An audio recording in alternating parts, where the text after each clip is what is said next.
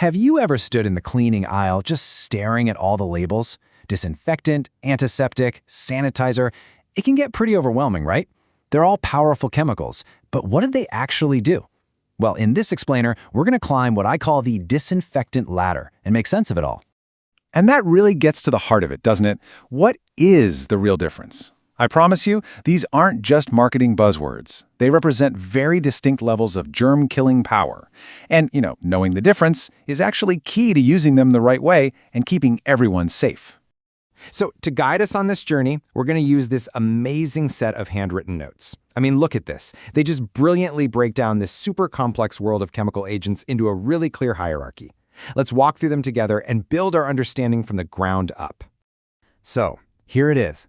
This is the framework for everything we're about to talk about, the disinfectant ladder. We start down at the low level, which, takes care of your everyday germs. Then we climb up to intermediate, which knocks out tougher bacteria.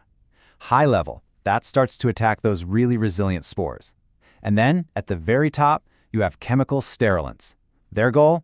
The complete and total elimination of all microbial life. This is our roadmap. Okay, let's start our climb on the very first rung. Low-level disinfectants. I like to call these the everyday fighters. They're the workhorses you're going to find in homes and schools and clinics, really for just routine cleaning. I'd bet you have a few of these under your sink right now. First up is a classic, alcohols. Now what's really cool here is their action. Both ethanol and isopropanol work by denaturing proteins and dissolving lipids. Just think of it as a brute force attack on the germ structure, just ripping it apart. That's what makes them such great antiseptics for things like surgical spirit or for just cleaning a thermometer.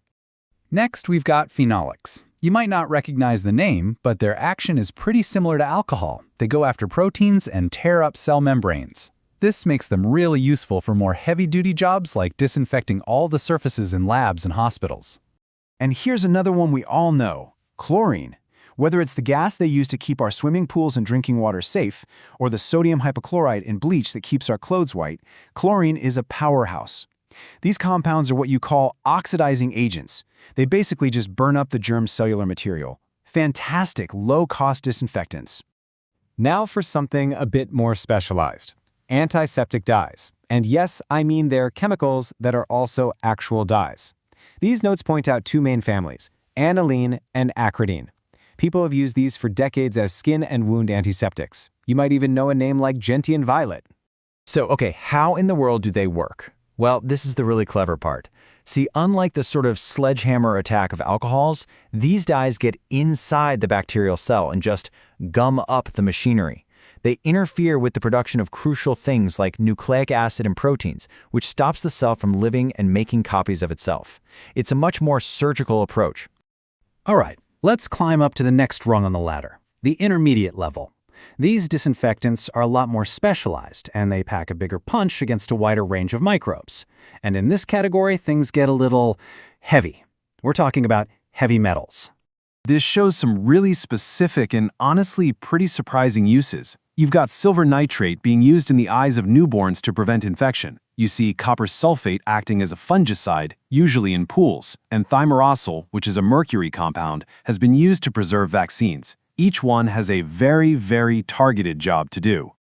Now, to really get how heavy metals work, you need to know this key term, bacteriostatic.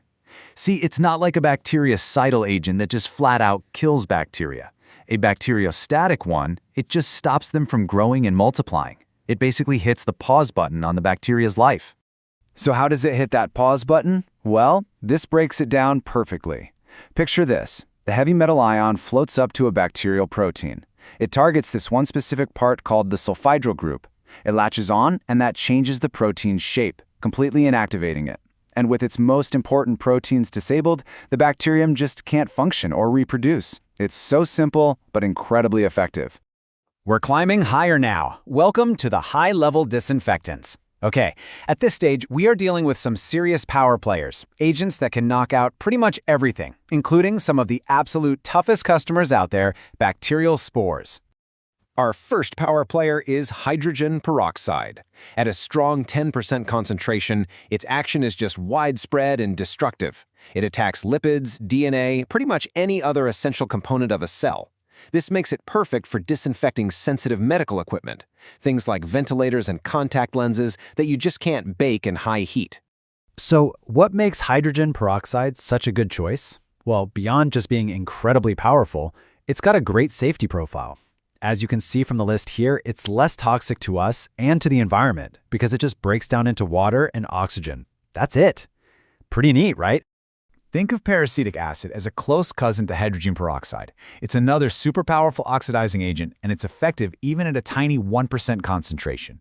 Its main gig is disinfecting extremely critical items like hemodialyzers or endoscopes, things where mostly clean is not an option. It has to be perfect.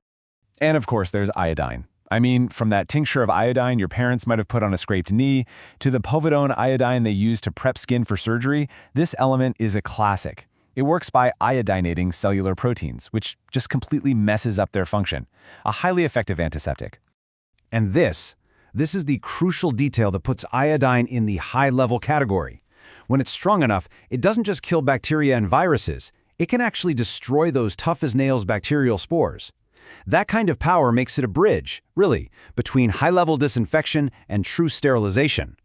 We've done it. We've reached the very top of the ladder. Chemical sterilants. We are way past disinfection now.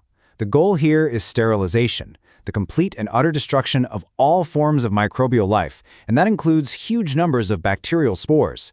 This is the final word in germ killing. And the undisputed champions in this category are the aldehydes.